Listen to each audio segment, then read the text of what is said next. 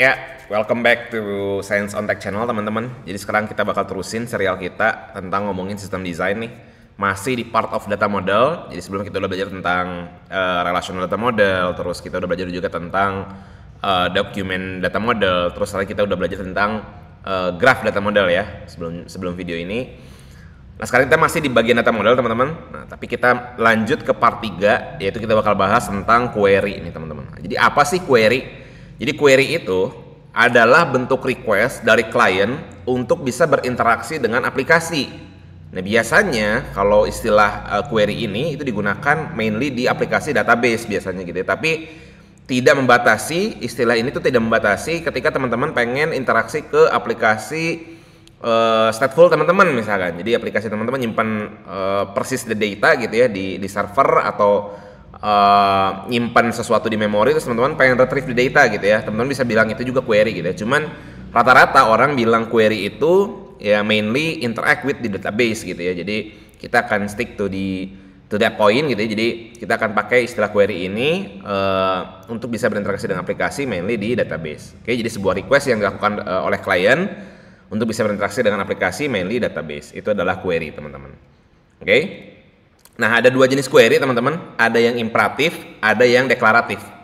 Oke, bedanya apa teman-teman? Kita bahas dulu yang pertama nih, imperatif query. Nah, imperatif query ini gue udah jelasin, gue udah bikin poin-poinnya ya, ada 4 poin di sini yang mencirikan bahwa di imperatif gitu ya. Yang pertama, define how task should be accomplished. Jadi, maksudnya adalah teman-teman perlu define query atau perintah tersebut gitu ya, itu dengan lebih very mendetail gitu ya, sangat-sangat detail gitu teman-teman. Jadi tidak boleh ada abstraksi di situ, tidak boleh ada ambiguitas di situ gitu. Jadi teman-teman mesti define satu persatu langkahnya gitu ya. Atau di sini gue udah masukin satu gambar gitu ya, masukin satu gambar. Tulisannya please follow the instructions. Artinya apa? Artinya teman-teman bikin satu perintah yang mesti dilakukan sama program teman-teman atau aplikasi teman-teman atau database teman-teman. Kebayang ya, paham ya maksudnya ya. Jadi teman-teman tuliskan langkah-langkahnya secara terperinci, secara teknis. Oke. Bagaimana cara melakukan atau menyelesaikan tugas tersebut. Itu imperatif teman-teman. Nah, ciri yang kedua adalah biasanya melibatkan control flow. Ada if else di situ, ada looping di situ, even ada pembuatan algoritma juga di situ gitu ya, ada pengimplementasian algoritma juga di situ gitu. Itu imperatif teman-teman. Teman-teman mesti define benar-benar teknis gitu ya. Kalau gini maka gimana, kalau gitu maka gimana gitu ya. Itu melibatkan control flow gitu ya. If else looping, ada implementasi algoritma juga gitu ya, ada rekursif di situ gitu. Teman-teman itu adalah salah satu ciri dari imperatif teman-teman. Yang ketiga, mutating variable is often teman-teman. Jadi akan ada banyak bukan banyak ya. Teman-teman akan sering menjumpai mutasi variabel. Jadi teman-teman akan sering menjumpai deklarasi variabel, terus merubah variabel tersebut gitu ya, in order to achieve the goals gitu ya, in order untuk accomplish the task gitu ya. Itu akan sering banget teman-teman menemui mutating variable. Oke, nah yang terakhir, imperatif itu more kompleks. Ya jelas ya. Jadi teman-teman mesti define langkah per langkahnya gitu ya. Benar-benar harus detail. Sampai komputer tuh ngerti apa yang harus dilakukan dari 1 sampai 100 gitu atau dari A sampai Z gitu ya. Teman-teman mesti detailin itu gitu ya. Jadi itu bikin more kompleks ketika orang baca itu gitu ya. Akan lebih panjang gitu. Tapi gitu ya, keuntungannya adalah ini more customizable. Jadi di step apa yang teman-teman pengen tweak ya teman-teman bisa gitu ya, bisa ganti, bisa configure itu gitu ya. Karena very mendetail ya teman-teman bisa custom itu lebih detail lagi gitu ya, compare to deklaratif. Oke, paham ya? Jadi intinya di imperatif ini teman-teman dipaksa untuk membuat perintah sedetail mungkin sampai komputer atau program teman-teman atau aplikasi teman-teman itu benar-benar ngerti langkah yang harus dilakukan secara teknisnya gitu ya. Paham ya? Nah ini contohnya teman-teman, imperative command. Di sebelah kiri gue punya HTML nih teman-teman. Gue punya HTML, ada UL, sebelumnya ada childnya ada LI, ada P, ada UL lagi. Oke. Nah, tujuannya ya, gue pengen ngewarnain background si sharks ini ya, jadi biru teman-teman. Kalau gue pakai imperative command, which is harus pakai JavaScript berarti kan, harus pakai JavaScript, maka di JavaScript HTML ini gitu ya, untuk bisa ngewarnain sharks ini jadi biru, maka langkah yang pertama gua harus lakukan adalah ambil dulu elemennya kan, ambil dulu elemen si LI, ambil semua elemen yang tagnya LI, muncul kan, ada LI selected, terus ada yang di bawahnya LI yang nggak ada selectednya ya kan. Oke, ada 2. Terus kita looping teman-teman. Nah ini yang gue sebut tadi, melibatkan sebuah control flow, ada looping juga di sini nih. Setelah di looping, cari elemen yang selected, yang dipilih. Ya, LI yang bawah kan nggak ada selectednya nih, ya kan? Maka yang akan masuk ke kondisi true ini adalah LI yang di atas, ya kan? Oke, udah masuk selected. Di selected tadi, ini kita udah dapat nih si tag si LI yang selected ini. Mau nggak mau kita masih looping lagi kan, cari anak-anaknya lagi yang isinya adalah sharks, ya kan? Looping lagi. Jadi ambil dulu semua child nodes-nya, terus kita looping lagi untuk semua child-nya di sini, ya kan? Children length. Berarti ada children-nya si LI selected-nya ada tag P ini ya, tag P sharks, terus ada tag UL ini. Oke. Nah, cari yang tag-nya adalah P, which is ini kan si sharks ini kan. Ya. Nah, setelah dapat, ya udah tinggal child.set attribute, artinya apa? Artinya kita udah dapat nih si tag P sharks ini, tinggal rubah warnanya jadi biru. Child set attribute style background color blue, dapat, selesai. Itu imperatif query atau imperatif command gitu ya. Paham ya? Nah, kalau deklaratif teman-teman, define what task should be accomplished. Jadi apa sih sebenarnya tugas yang harus diberesin sama si komputer, biar komputer yang ngatur behind the logicnya seperti apa gitu ya. Behind implementasinya seperti apa gitu ya. Implementasi untuk menyelesaikan tugas itu seperti apa, biar komputer yang ngerjain gitu. Biar komputer yang mikir. Atau biar program yang telah mengabstraksi itu yang mengeksekusi gitu ya teman-teman. Jadi kita nggak perlu mikirin perintah-perintahnya secara mendetail gitu ya. Oke, maka ciri berikutnya adalah defense on the logic. Jadi kita pengennya tuh kayak gimana sih, hasilnya tuh seperti apa sih? Kita pengen komputer tuh melakukan apa sih gitu ya, tanpa harus tahu perintah-perintah instruksinya harus seperti apa gitu ya. Paham ya? Yang ketiga, unusual mutating variable. Ya iyalah, jelas. Karena kita cuman pengen hasilnya aja gitu ya. Jadi kita pengen komputer tuh ngelakuin ini gitu ya, tanpa harus tahu underlying logiknya seperti apa gitu ya, underlying implementationsnya seperti apa, itu kita nggak perlu tahu gitu ya. Ya, well, kalau teman-teman pengen baca lebih lanjut ya silahkan gitu ya. Nah, yang keempat, more simple. Tapi gitu ya, ya jelas ya more simple ya, karena kita nggak perlu tahu nih si program itu melakukan underlying logiknya seperti apa gitu ya, implementasi dari apa yang kita pengenin itu ya, apa yang harus diselesaikan itu seperti apa, itu kita nggak perlu tahu gitu. Oke? Makanya di more simple. Kita cuma define, kita pengen seperti ini gitu ya, itu deklaratif. Tapi jadi lebih more strict.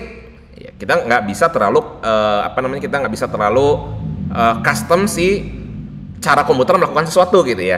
Karena kita cuma pengen, pokoknya hasilnya gue pengen kayak gini gitu ya. Nah itu kayak gitu, itu deklaratif teman-teman. Ya jadi lebih strict compared to imperatif teman-teman. Tapi, nah ini lihat lebih simpelnya. Dengan HTML yang sama di sebelah kiri gitu ya, gue pengen ngewarnain si P ini, si P sharks ini jadi blue. Nah, kalau gue pakai CSS which is deklaratif, ya CSS itu pakai approach yang deklaratif, jadi dia query pakai deklaratif. Contoh deklaratif gimana? Kayak gini. Ambil li.selected ya dan punya children P gitu ya, atau P yang punya parent li.selected. Cara ngambilnya gimana? Well, bodo amat gitu ya, biar CSS yang ngelakuin itu gitu. Paham ya maksudnya ya? Jadi deklaratif itu seperti ini teman. Gue pengen ambil P yang parentnya li.selected. Nah kalau di imperatif kan kita ngambil sendiri nih teman-teman. Kita harus ambil get elements by tag name gitu ya. Terus kita looping satu-satu anaknya apa aja gitu kan. Itu imperatif teman-teman. Nah kalau di deklaratif kita cukup define. Gue pengen ambil yang tagnya P, punya parent li dan punya kelas selected gitu kan. Oke udah keambil, terus mau diapain? Gue pengen ubah background colornya jadi blue. Tulis dia kayak gini gitu. Paham ya? Oke?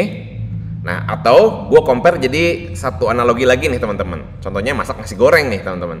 Kalau imperatif itu teman-teman mesti define langkah per langkah mendetailnya gitu. Taruh wajannya di kompor gitu ya, terus tuangin minyak, terus nyalain kompornya gitu ya, panaskan si wajannya juga gitu, terus taruh telur dulu segala macam sampai akhirnya jadi nasi goreng gitu ya. Kalau deklaratif nggak kayak gitu teman-teman. Jadi yang pertama prepare stuff. Ya terserah kokinya mau ngapain, prepare stuff itu, mau memasuk apa namanya, ngangkat wajannya dulu atau mau bersihin wajan dulu dan segala macam. Intinya prepare stuff gitu. Terus yang kedua, cook egg. Ya masak dulu telurnya sampai matang, terserah apa namanya, masak telurnya seperti apa. Intinya yang penting telurnya matang gitu ya. Itu dipasarkan ke si kokinya gitu. Paham ya? Terus masukin nasinya terus sampai jadi plating. Platingnya terserah si kokinya gitu ya. Kokinya mau ngeliatin apa. Nah di sini pun teman-teman bisa jadi lebih ngerti kan bahwa imperatif itu very customizable tapi lebih kompleks gitu kan. Teman-teman mau nambahin telurnya berapa buah gitu ya, terus teman-teman mau nambahin garamnya berapa banyak gitu ya, itu terserah teman-teman di perintah imperatifnya itu seperti apa gitu ya. Jadi benar-benar customizable tapi lebih kompleks. Nah kalau deklaratif lebih simple tapi nggak bisa custom gitu ya. Maksudnya tergantung teman-teman, tergantung built-in aplikasinya gitu ya, atau dalam hal ini tergantung si chefnya tuh memperbolehkan kita untuk meng-custom nasi goreng itu seperti apa gitu ya. Paham ya maksudnya ya? Jadi contoh di sini put rice misalkan, kita pengen nambahin garam, diizinkan nggak sama si kokinya gitu ya? Kalau nggak diizinkan ya udah, kita cuman pasrah sama si kokinya gitu ya. Paham ya maksudnya ya? Jadi kayak gitu. Jadi kalau di deklaratif itu more simple, kita nggak perlu intervensi si kokinya segala macam, kita taunya itu udah bakal jadi gitu ya. Implementasinya kita nggak perlu tahu, kita cuma tahu hasilnya gitu. Hence more simple gitu ya di deklaratif ini, tapi ya tadi tidak bisa terlalu custom seperti di imperatif ini teman-teman. Paham ya? Jadi itu ada dua teman-teman di bagian query ini. Ada query imperatif, ada query deklaratif. Itu dulu teman-teman mesti paham. Nah sekarang kita bakal bahas apa sih hubungan antara query-query yang tadi udah gue jelasin ya, query yang imperatif dan deklaratif dengan data model yang sebelumnya kita udah pelajari nih di video-video sebelumnya ya. Oke, jadi kaitannya adalah data model yang tadi kita udah sebelumnya kita udah pelajari itu menggunakan query pastinya gitu ya untuk bisa berinteraksi dengan aplikasi yang menggunakan data model tersebut gitu ya. Contoh, aplikasi-aplikasi yang menggunakan relational data model biasanya menggunakan query SQL gitu ya, structured query language. Terus untuk yang document model pakai JSON based syntax. Well, JSON based syntax juga ini ada yang deklaratif dan ada yang imperatif. Nanti gue coba share gitu ya, kurang lebih sintaksnya seperti apa. Nah yang ketiga ada graph data model, di mana untuk bisa berinteraksi dengan aplikasi-aplikasi yang menggunakan graph data model ini bisa pakai SQL. Loh bang, kenapa bisa pakai SQL? Karena ingat teman-teman, di video sebelumnya tentang graph data model ya, gue jelasin bahwa sebenarnya graph data model itu bisa kita representasikan menjadi relational data model. Ingat ya, coba cek video sebelumnya bahwa kita bisa membuat many-to-many relationships gitu ya menggunakan dua tabel tuh. Jadi graph data model kita representasikan menjadi relational data model itu bisa. Makanya kita tetap bisa pakai SQL teman-teman. Atau kita bisa pakai yang kekinian nih teman-teman, teknologi query yang kekinian namanya Cypher. Digunakan di Neo4j gitu ya. Teman-teman juga bisa pelajari itu gitu. Yang ketiga ada SparkQL atau Sparkle, kalau di bukunya di DIA itu disebutnya sebagai Sparkle. Nah, apa sih perbedaannya gitu ya? Sekarang kita masuk ke bagian relational model, kita masuk ke bagian query di relational data model. Oke. Nah ini, relational data model SQL, structured query language. Nah biasanya terbagi jadi 5 teman-teman, ada data definitions atau DDL gitu ya, data definitions language, DDL, ada create, drop, alter, truncate. Terus ada data manipulations language, ada DML, ada select, update, insert, terus ada delete gitu ya. Terus ada data control language, ada grant sama revoke, ini untuk ngatur akses user terhadap data yang udah dipersis di aplikasi data modelnya gitu ya. Terus ada transactions control atau TCL, ada begin, commit, rollback, save point. Nah ini nanti kita akan bahas di bagian terutama di bagian konsistensi gitu ya, dan ACID ya, ACID properties kita akan bahas ini gitu ya. Kita akan bahas mengenai transactions ini. Terus yang terakhir ada operator, ada sum, ada count, ada join, ada group by, dan masih banyak lagi gitu. Ini contoh dari query ke salah satu relational data model gitu ya, menggunakan query SQL. Ada select, terus ada operatornya gitu ya. Ini ada depth truncate gitu ya. Ini salah satu built-in operator di beberapa aplikasi yang mengadopsi relational data model gitu ya. Terus ada sum, terus ada where juga salah satu termasuk operator gitu ya, untuk bisa ngefilter gitu. Oke, nah ini salah satu bentukan query yang menggunakan SQL gitu ya, structured query language. Oke. Nah selanjutnya ada document data model teman-teman, dimana cara untuk query ke aplikasi-aplikasi yang mengadopsi dokumen data model itu biasanya pakai JSON based syntax gitu ya, kayak MongoDB atau CouchDB gitu ya. Nah ini ada dua teman-teman, ada dua contoh ya. Yang sebelah kirinya adalah yang imperatif. Ingat ya, di awal-awal tuh gue jelasin tentang imperatif dan deklaratif ya. Yang sebelah kirinya ada imperatif, di mana kita define cara untuk ngambil gitu ya, ngambil atau ngefilter dan mengagregasi dari data yang kita udah simpan di aplikasi dokumen data model tadi gitu ya, dengan cara map regis teman-teman. Oke, kita bikin functionsnya gitu ya, bikin functions mapnya, terus kita bikin perintah-perintah untuk nge-mapnya gitu ya. Kita pengen nge-map berdasarkan year dan month gitu ya. Terus kita regis nih, kita kerucutkan gitu ya map itu untuk bikin filternya gitu ya, untuk ngambil atau milih datanya. Nanti nge-regis itu pada saat kita pengen retrieve di data gitu ya. Kita pengen akumulasikan, kita pengen count atau pengen sum atau pengen apapun itu gitu ya, pengen aggregate jadi apa gitu ya. Salah satu contohnya gitu. Nah kalau yang di kanan ini adalah yang deklaratif teman-teman, db.observations.aggregate. Jadi kita nggak perlu tahu nih cara dia ngagregasi itu kayak gimana, kita nggak perlu tahu gitu ya, mau pakai map regis, mau pakai apapun itu gitu ya. Tapi yang jelas harus sesuai dengan filter yang kita pakai ini gitu ya. Harus yang match family-nya sharks, terus yang year-nya adalah observations timestamp, yang month-nya juga adalah observations timestamp. Yang kurang lebih sebenarnya sama kayak di kiri gitu ya. Cuman yang di kiri ini kan kita define imperatif, kita define perintah-perintahnya gitu kan, ambil year-nya, ambil month-nya, terus kita emit gitu kan, year plus month-nya, terus kita regis setelah kita tahu gitu ya. Nah kalau di kanan enggak nih teman-teman, kita cukup pakai dot aggregate, terus kita cukup specify filter yang kita mau tuh seperti apa, yang memenuhi data untuk diagregasi nanti. Ingat ya, paham ya bedanya ya, yang kiri dan yang kanan. Yang kiri itu adalah imperatif, yang kanan itu adalah deklaratifnya. Oke, itu dokumen data model. Biasanya menggunakan JSON based syntax. Kurang lebih seperti ini query-querynya gitu ya. Oke. Nah, yang terakhir ada graph data model, teman-teman. Nah, biasanya untuk bisa berinteraksi dengan aplikasi-aplikasi yang mengadopsi graph data model, kita bisa pakai SQL. Again, gue ingatkan ya. Jadi, di video sebelumnya gue jelasin ya, di bagian graph data model, kita bisa merepresenting graph data model menjadi bentuk relasional. Makanya kita tetap bisa pakai SQL. Paham ya? Cuman, nah lihat, ini di bukunya di DIA di halaman 54 itu dia tabelnya juga ada di situ gitu ya. Ini ada query di mana lu bisa bikin query untuk cari age dan vertex gitu ya, dari setiap data yang ada di situ gitu ya, data yang ada di relational tabel yang untuk nge-represent si graph model tadi gitu ya. Nah, cuman akan jadi sepanjang ini teman-teman. Repot banget ya kan. Sangat-sangat rumit gitu ya. Ini ada di halaman 54 kalau teman-teman pengen lihat gitu ya full example-nya seperti apa. Nah, ada lagi Cypher nih, di mana Cypher ini memang dibuat khusus untuk graph data model gitu ya. Aplikasi-aplikasi yang mengadopsi graph data model, teman-teman. Jadi keyword-keywordnya juga cukup agak berbeda. Nah, ini akan gue bahas di separate playlist video ya, yang akan bahas tentang aplikasi-aplikasi database graph gitu ya. Nah, ini di sini gue cukup sharing aja gitu bahwa akan ada beberapa keyword baru dan query bentukan baru di graph data model, which is Cypher namanya gitu ya. Bentukannya seperti ini teman-teman. Lu bayangin nih, sebelah kiri ini kalau pakai SQL, sebelah kanan ini kalau kita pakai Cypher. Kita bisa ngehemat begitu banyak lines gitu ya, dan kita bisa memperkecil kompleksitas dari aplikasi yang mau kita buat gitu ya, atau query yang mau kita buat. Oke, paham ya?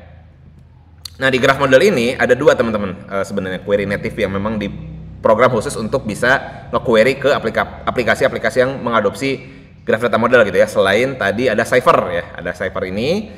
Terus berikutnya ada Sparkle teman-teman, SparkQL atau Sparkle kalau di bukunya di DIA itu pronounce Sparkle ya ini. Nah ya, ingat ya di sebelumnya tuh graph data model itu kan terbagi lagi jadi ada beberapa tipe ya cara nyimpen si datanya ya, cara nge-process datanya gitu ya. Nah, salah satunya adalah triple store teman-teman. Nah, Sparkle ini dikhususkan untuk graph data model yang implementasinya menggunakan triple store teman-teman. Ingat, subject, predicate, object. Kalau teman-teman masih bingung, lihat video sebelumnya ya tentang graph data model. Nah, Sparkle ini ditujukan khusus untuk graph data model yang mengimplementasi triple store menggunakan RDF data model. Oke. Nah, perbedaannya seperti apa teman-teman? Ini gue masukin contoh di bukunya di DIA, sebenarnya nggak banyak gitu ya. Cuman karena ingat mudahnya adalah subjek, predikat, objek ya kan. Sparkle itu pasti kayak gini teman-teman. Subjeknya gitu ya. Subjeknya itu tipe apa? Person kah? Objeknya apa ya? Maksudnya subjeknya apa gitu ya. Terus predikatnya apa? Born in, waved in atau apapun itu gitu ya. Jadi pakai garis miring. Terus terakhirnya objeknya gitu apa gitu. Nah, itu di Sparkle. Ya, paham ya? Kalau Cypher itu lebih kompleks lagi teman-teman. Teman-teman bisa baca spesifik dokumentasinya seperti apa. Cuman intinya adalah si Sparkle ini hanya dikhususkan untuk si triple stores yang menggunakan RDF data model di graph data model. Paham ya? Jadi subjek, predicate, objek. Kayak ini, USA. USA itu adalah subjeknya gitu ya, predicate-nya name, objeknya apa gitu. Paham ya? Isinya apa, filternya apa. Ya. Atau full sintaksnya bisa ditulis seperti ini, teman-teman. Oke. Nah, ini sedikit tambahan teman-teman di bagian query imperatif dan deklaratif.